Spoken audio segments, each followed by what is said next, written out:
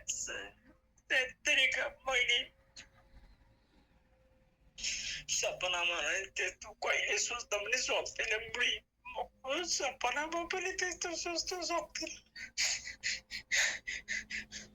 तिमीले मलाई जति कुटे पनि जति गाली गरे पनि जति जेसुकै भने पनि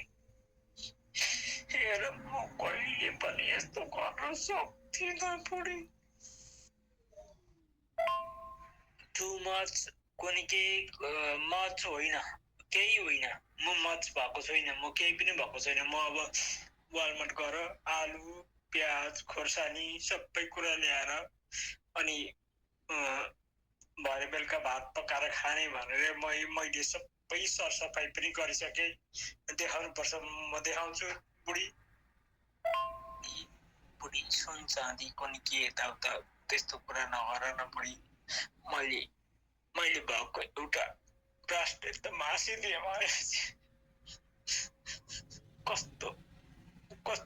टेन्सनमा छु म थाहा छ नि मैले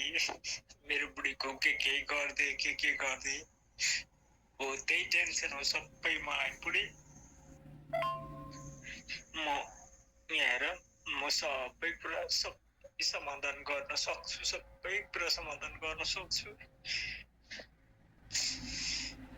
के गर्नु